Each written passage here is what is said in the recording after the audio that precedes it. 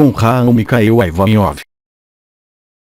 Bem, caros amigos, estou extremamente contente por reencontrá-los. Então, como de hábito, venho ver se vocês têm coisas a perguntar-me.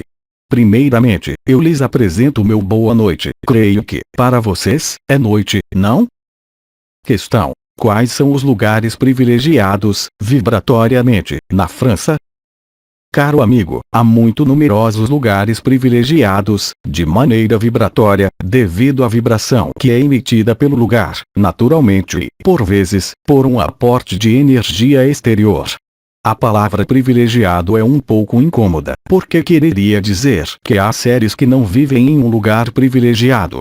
Efetivamente, se vocês habitam em Paris, sem leme tradução livre de Malbarres, como dizem, porque, com tudo o que há como poluição em todos os níveis, e espirituais, sobretudo, as vibrações de Paris são extremamente nefastas. Não se pode dizer que Paris seja um lugar privilegiado.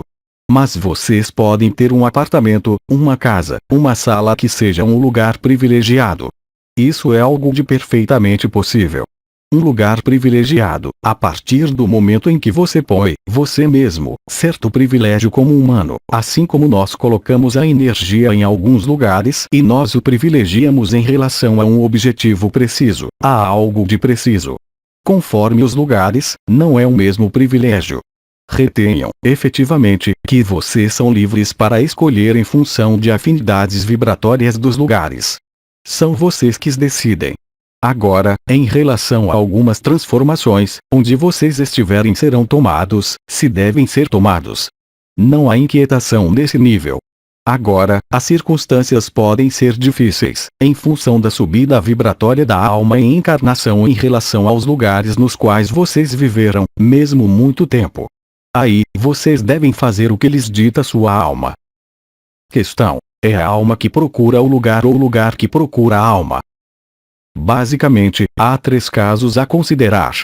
Primeiramente, há, digamos, uma disfunção ao nível do que vocês chamaram o baço e o plexo solar, porque há um problema em relação à mamãe, que é, também, o problema em relação à casa. Mamãe/casa é a mesma coisa.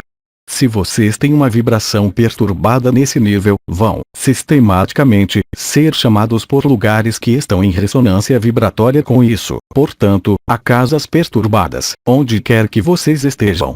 Esse é o primeiro caso. Portanto, é o lugar que chama, porque ele está poluído e vocês têm a vibração que corresponde, ou você tem uma normalidade, eu diria, em relação à vibração do chakra do baço.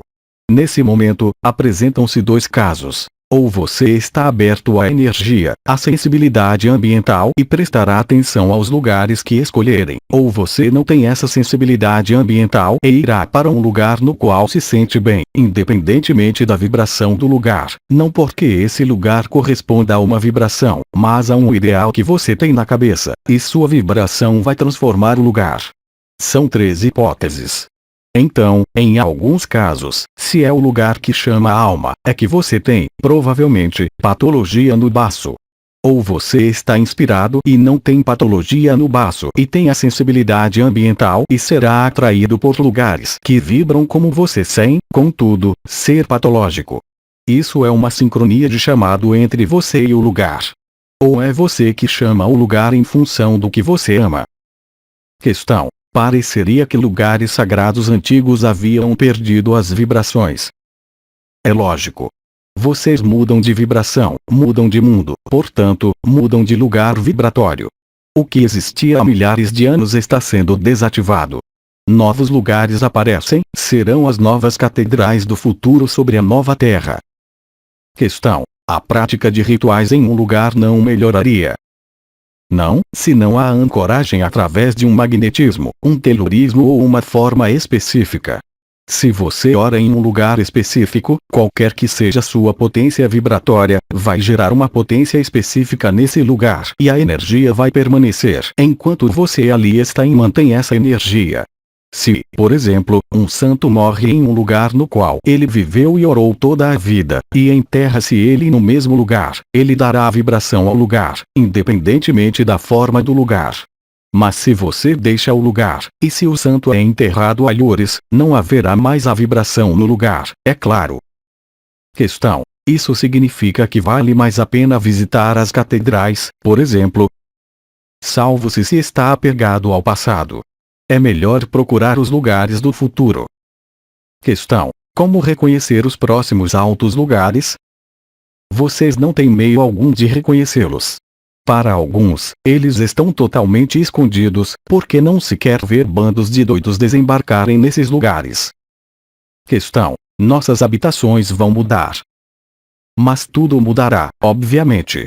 O que vocês chamam de habitação não terá mais sentido algum. Será muito variável, conforme os lugares. Isso dependerá do tipo de caminho que vocês tomarem. Haverá múltiplos caminhos. Os materiais serão, também, diferentes, conforme o tipo de ambiente e o tipo de caminho. Questão: de que dependerá o tipo de caminho? De sua purificação de alma. Questão: por que alguns ascensionarão com o corpo e outros não? Se o corpo não está suficientemente apto para subir à quinta dimensão e a alma está perfeitamente apta, o que acontece? O corpo morre. Questão: a humanidade poderia suportar a báscula dos polos, se isso devesse acontecer? Absolutamente não. Menos de 1% poderia sobreviver. Questão: onde está esse processo? Mas ele já está em curso. Vocês imaginam uma banheira e viram a banheira. A Terra estará imersa, completamente. É por isso que os fenômenos ascensionais deverão ter ocorrido anteriormente, para aqueles que perdem o corpo, para aqueles que vão ao intraterra, para aqueles que perdem o corpo na superfície, para aqueles que estarão em ilhas de preservação de vida e para aqueles que partirão, também, a Alhures. Eu falo de Alhures, de outros mundos, de outros planetas, mas eu não tenho que me ocupar disso. Os papéis, se querem, são perfeitamente atribuídos aos anjos do Senhor, que são encarregados de vigiar, individualmente, sobre cada alma.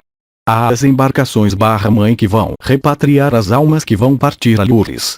Há os intraterrestres que preparam o acolhimento de alguns povos ascensionados na Terra. Há outras entidades que devem acompanhar o trânsito que corresponde à morte física e não à transição à quinta. Etc, etc.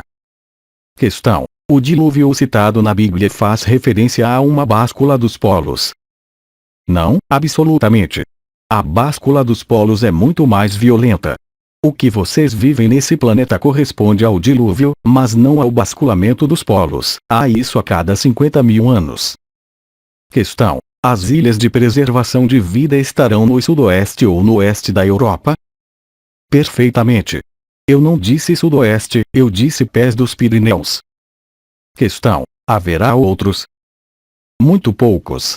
Mas, quando você tem 20 anos, sabe que vai morrer, mas não vai comprar seu caixão e seu lugar no cemitério. Não é? Então, por que preocupar-se? Os eventos estão aí. Vocês os vivem em seu corpo.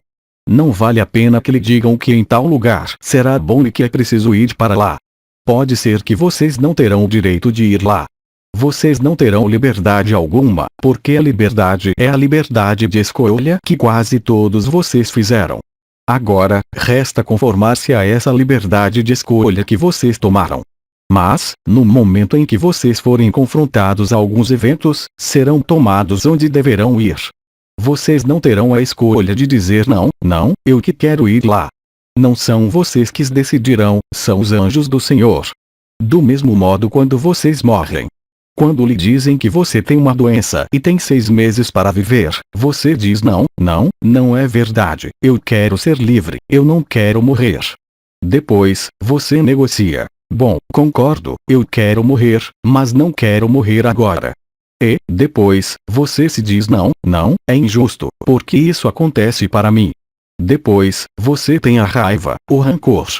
E, depois, no final, você aceita.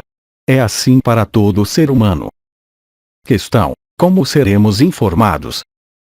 Mas vocês não têm que se preocupar com isso. É o que eu lhes digo. Mas vocês veem isso todos os dias, ao seu redor. Vocês jamais tiveram tantas informações à sua disposição nesse planeta como atualmente. Olhem as questões que vocês se colocam, vários meses antes. O importante não é preocupar-se com isso. O importante é preocupar-se com seu coração e a luz dele. Se vocês se preocupam com outra coisa, é que nada compreenderam da espiritualidade. Questão: você fala da abertura do coração à luz? Eu falo apenas disso, da abertura de seu coração à luz, de sua abertura total à luz, ou seja, fazer a vontade do Pai.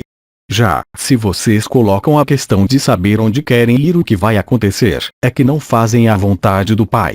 Vocês devem ter uma confiança inabalável e uma fé total, o que quer que lhes aconteça e que aconteça a 100 metros de vocês. Sem isso, não poderão aceder a outra coisa. Eu repito que o mínimo apego, o mínimo medo pode vir fazer muito mal em relação às escolhas que vocês fizeram.